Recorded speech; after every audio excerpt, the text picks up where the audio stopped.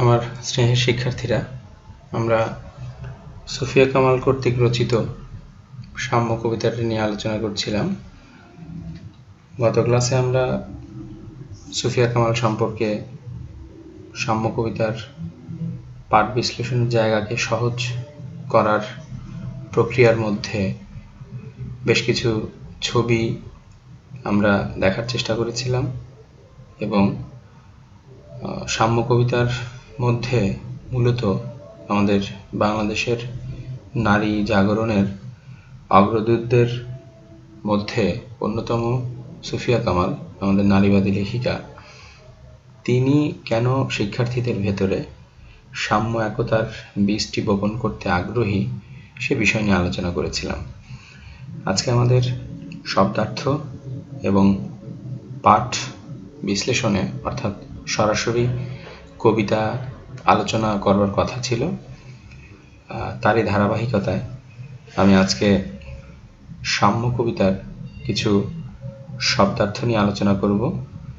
এই শব্দার্থগুলো তোমাদের ব্যক্তি জীবনে, যাপিত জীবনে যাতে তোমরা কাজে লাগাতে পারো, পরে এই শব্দগুলো যথাযথভাবে বাক্যে প্রয়োগ করার মধ্য দিয়ে সৃজনশীলতার জায়গাকে আরো সমৃদ্ধ করতে পারো, ঋদ্ধ করতে পারো, সেই জায়গাকেই আমরা আরো দৃঢ়তর করতে চাই, যে কারণে আমরা আজকে বেশ কিছু শব্দার্থ নিয়ে আলোচনা করব। প্রথমে দেখো, সমুন্নত অর্থাৎ পাহাড়ের মতো উঁচু, অবিচল, দৃঢ়। আমরা সমুন্নত বলতে অতিশয় উঁচু বুঝব এই কবিতার আলোকে। পরে দেখো, বিপুল। বিপুল শব্দের অর্থ বিশাল। এখানে একটি সমুদ্রের বা সিন্ধুর ছবি আমি দেখানোর চেষ্টা করেছি, যে সিন্ধু এবং সমুদ্র যে কতখানি বিশাল জায়গা জুড়ে রয়েছে, এটা তোমরা ভূগোল পড়তে গিয়েও দেখেছ, যে আমাদের পৃথিবীর যে আয়তন তার 3 ভাগই হচ্ছে এই জল আর 1 ভাগ হচ্ছে স্থল। তো এই জলের মতোই বিপুল, বিশাল, বিস্তৃত বিষয়টিকে বোঝাতে আমি এই ছবিটি এখানে দেখানোর চেষ্টা করেছি। তাহলে বিপুল শব্দের অর্থ বিশাল।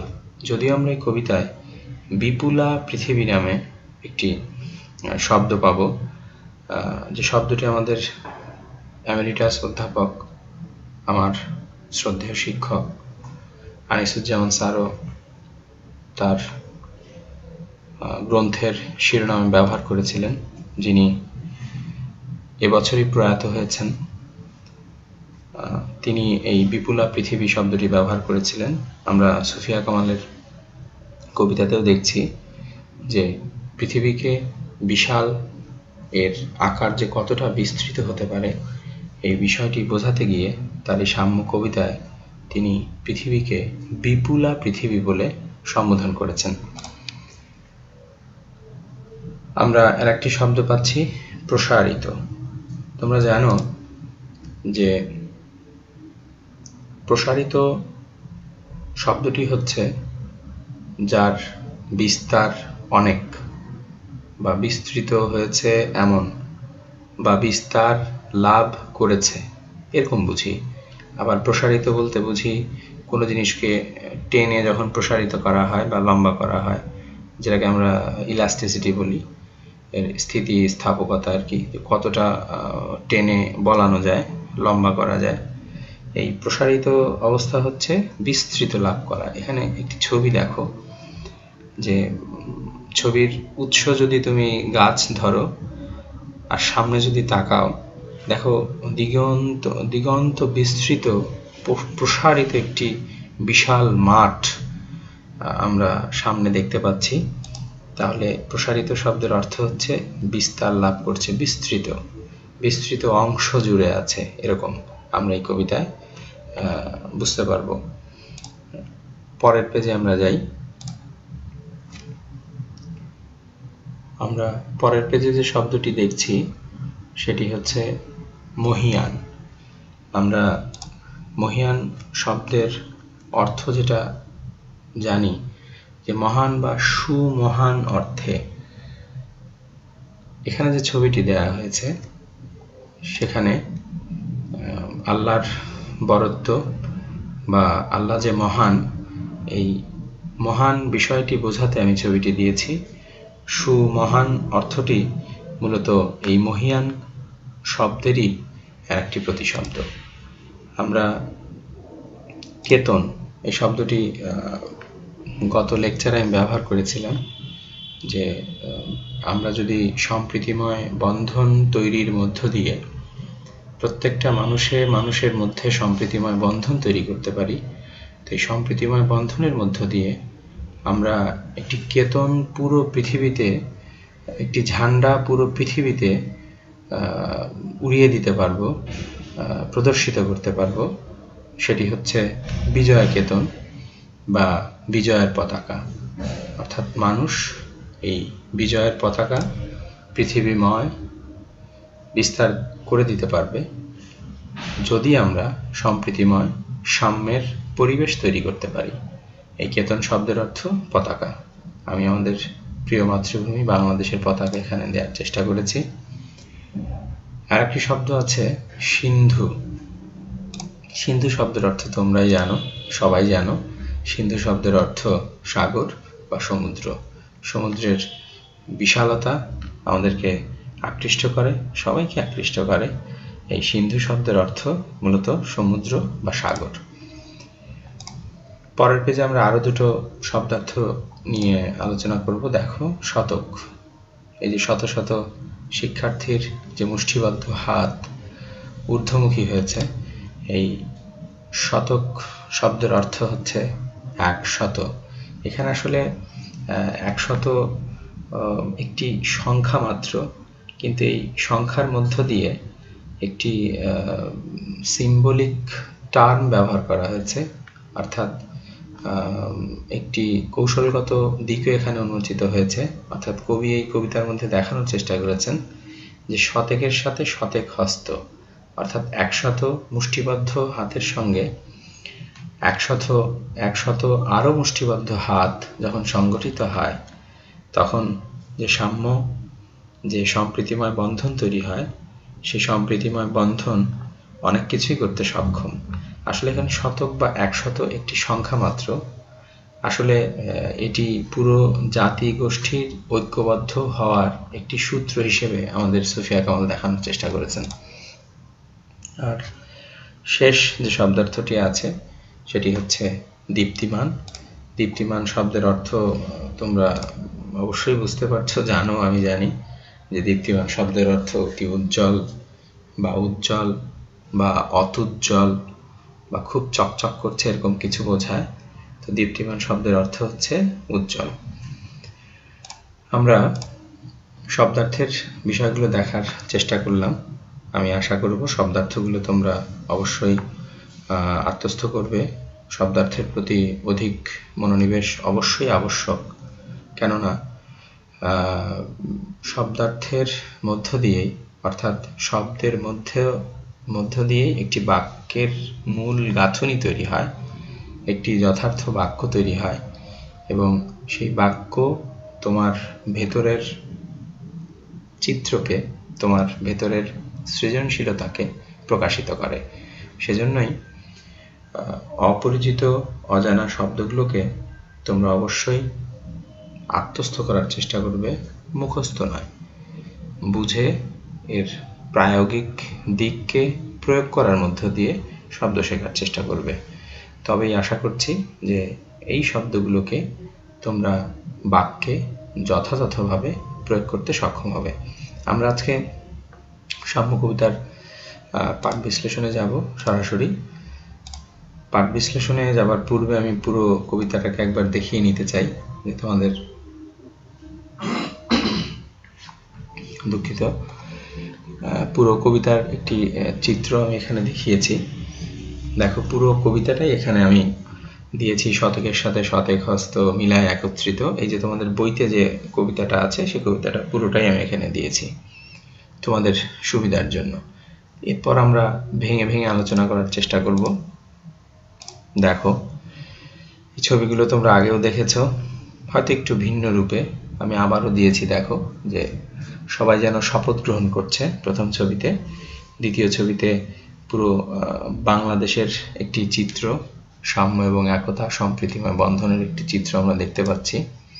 এবং পরের যে চিত্র, বাংলাদেশের পতাকা হাতে আমাদের শিশুরা, শিশু শিক্ষার্থীরা এই শীতের সময়ই দেখো সরিষা প্রায় পেকে উঠেছে, ফুলগুলো প্রায় নেই, এরকম মাঠ দিয়ে, অর্থাৎ ডিসেম্বরের ছবি, বিজয় কেতন উড়িয়ে সামনের দিকে যাচ্ছে।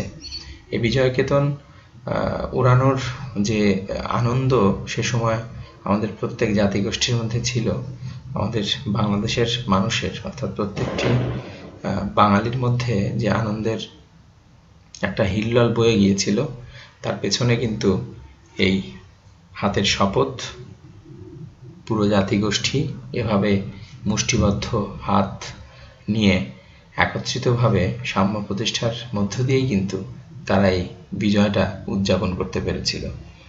আর এই বিজয়ের নেপথ্যে ছিলেন আমাদের জাতির জনক বঙ্গবন্ধু শেখ মুজিবুর রহমান। তাহলে প্রথম যে কবিতার 4 চরণ, যেখানে আমাদের কবি দেখিয়েছেন শতকের সাথে শতেক হস্ত মিলায় একত্রিত। আমি প্রথম ছবি দেখার জন্য বলছি তোমাদের। দেখো যে সবার হাতের সঙ্গে সবার হাত যখন একত্রিত হয়ে যাচ্ছে, মুষ্টিবদ্ধ হাত যখন একত্রিত হচ্ছে, তখনই কেবলমাত্র আমরা উন্নত হতে পারছি। সব দেশে সব কালে কালে সবে হয়েছে সমুন্নত। এখানে সবে শব্দটি খেয়াল করো, অর্থাৎ সবাই কারা? যারা একে অপরের সাথে সৌহার্দ্যপূর্ণ সম্পর্ক তৈরি করেছিল, শতকের সঙ্গে শতেক হস্ত মিলিয়ে সম্প্রীতিময় বন্ধনের মধ্য দিয়ে সামনে এগিয়ে যাওয়ার চেষ্টা করেছিল, সেই সব মানুষগুলো, সব জাতিগুলো যুগে যুগে কালে কালে সমুন্নত হয়েছে, সুসমুন্নত হয়েছে, সামনের দিকে এগিয়ে গেছে, সভ্যতার চরম শিখরে উত্তীর্ণ হয়েছে। এখন খেয়াল করে দেখো, বাংলাদেশের আজকের যে অবস্থা, এই অবস্থার পেছনে এই একতা এবং সম্প্রীতিময় বন্ধন কিন্তু খুবই গুরুত্বপূর্ণ কাজ করেছে। তাহলে সুফিয়া কামাল যে সম্প্রীতিময় বন্ধনের কথা বলছেন, যে সম্প্রীতিময় বন্ধনের দিকে শিক্ষার্থীদের বোধ অবশ্যই মিলিয়ে নেওয়া দরকার, তাদের ভেতরে এই বোধ জাগিয়ে দেওয়া দরকার, তবে কিনা আমাদের বাংলাদেশ অন্যান্য দেশের মতো সুসমুন্নত হয়ে উঠতে পারে। এজন্যই কিন্তু সুফিয়া কামাল আমাদের বারবার এই শতকের সঙ্গে শতক হস্ত মিলিয়ে সম্প্রীতিময় একটি বন্ধন তৈরি করার চেষ্টা করে গেছেন তার এই কবিতায়। পরের চিত্রে দেখো একটি পৃথিবীর ছবি। পরের চিত্রে সবুজের মাঝখান দিয়ে মেঠো পথ, বহুদূর, অনেক দূর, একদম আকাশের সাথে যেন মিশে যাচ্ছে এই পথ। এই পথের যাত্রী আমরা, এই পৃথিবীর এই মেঠো পথের যাত্রী। এই পথগুলো প্রতীকী, এই পথগুলো তাৎপর্যময়। এই পথের যাত্রীরাই একসময় একে অপরের সঙ্গে এইভাবে হাত মিলিয়ে, কাঁধে কাঁধ মিলিয়ে যখন পৃথিবীটাকে বাঁচানোর চেষ্টা করবে, যখন এই পৃথিবীকে সম্প্রীতিময় বন্ধনের একটি পৃথিবীতে রূপান্তরিত করতে পারবে, কেবলমাত্র তখনই আমাদের সবার সার্থকতা এবং বিজয় অর্জিত হবে। তখনই আমরা এই পুরো পৃথিবীকে এরকম আলতো করে আমরা বাঁচিয়ে রাখতে পারবো, জাগিয়ে রাখতে পারবো। কেননা এই পৃথিবীকে বাঁচানো এবং জাগানোর মধ্য দিয়েই আমাদের জেগে থাকা, আমাদের বেঁচে থাকা। তাহলে দেখো পরের 4 চরণে আমাদের কবি সুফিয়া কামাল সাম্য কবিতার মধ্যে কি দেখাতে চেয়েছেন। বিপুলা পৃথিবী, আসলেই আমাদের প্রথম চিত্রে পৃথিবীটা যে অনেক বড় সেটা আমরা বুঝতেই পারছি।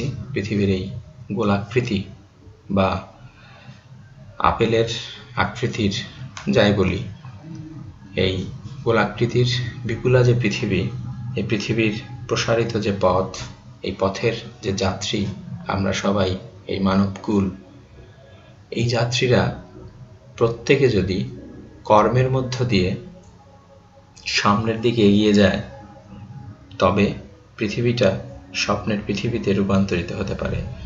আমাদের সুফিয়া কামাল বলছেন, বিপুলা পৃথিবী প্রসারিত পথ, যাত্রীরা সেই পথে, অর্থাৎ আমরা সেই পৃথিবীর প্রসারিত পথের যাত্রী। চলে কর্মের আহ্বানে কোন অনন্তকাল হতে।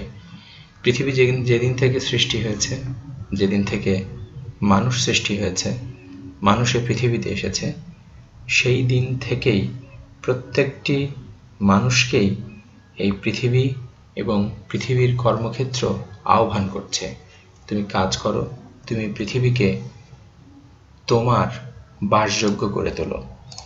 এই আহ্বান আমরা দেখেছি এবং এই আহ্বানের মধ্য দিয়েই আমাদের পুরো পৃথিবীর মানুষ পৃথিবীর জন্য এবং নিজের জন্য সম্প্রীতিময় বন্ধন তৈরির মধ্য দিয়ে পুরো পৃথিবীকে যেমন বাঁচানোর চেষ্টা করছে এবং মানব জাতিকেও বাঁচানোর চেষ্টা করছে। আমরা আরো 4টে ছবি এখানে দেখছি। 4টে ছবির যে ব্যাখ্যা আমাদের কবি সুফিয়া কামাল সাম্য কবিতার মধ্যে পরের 4 চরণে দেওয়ার চেষ্টা করেছেন, সেটা অনেকটা এরকম যে মানব জীবন শ্রেষ্ঠ।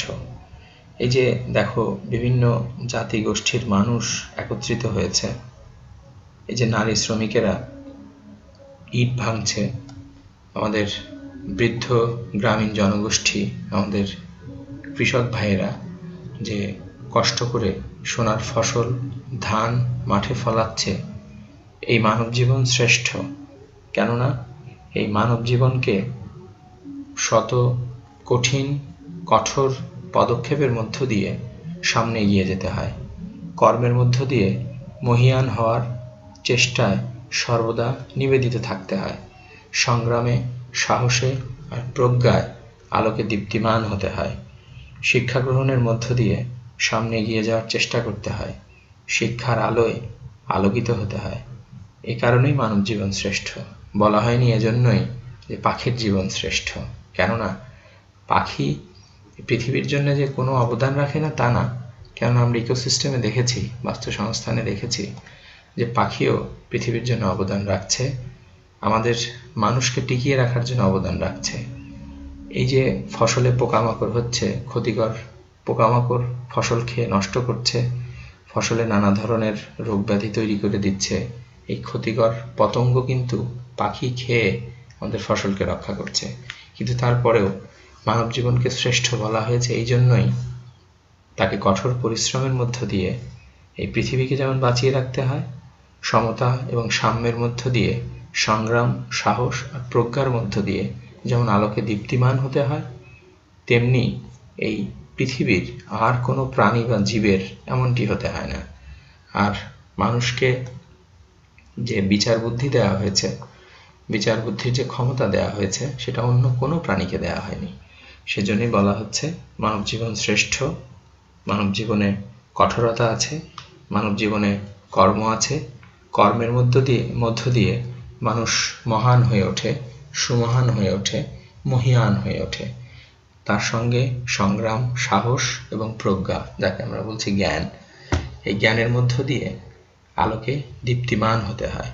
তাহলে এই মানব জীবনকে শ্রেষ্ঠ করতে গেলে সংগ্রামের সঙ্গে সাহস দরকার, সাহসের সঙ্গে প্রজ্ঞা বুদ্ধি সম্প্রীতিময় বন্ধন সমস্ত কিছু দরকার হয়।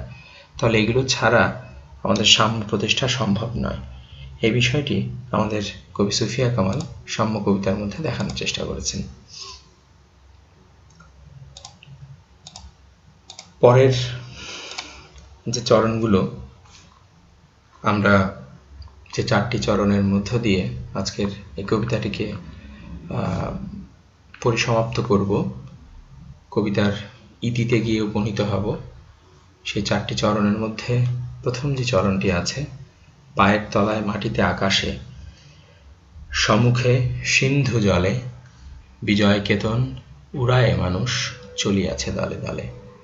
তাহলে এই পৃথিবীর মানুষ, এই মানব জাতি পৃথিবীর প্রত্যেকটি জায়গায় বিজয়ী বেশে বিজয় কেতন উড়িয়ে সামনে এগিয়ে যেতে পারবে কেবলমাত্র তখনই যখন সে তার জীবনকে শ্রেষ্ঠ জীবনে, মহীয়ান জীবনে, মহান জীবনে রূপান্তরিত করতে পারবে। কিসের মধ্য দিয়ে?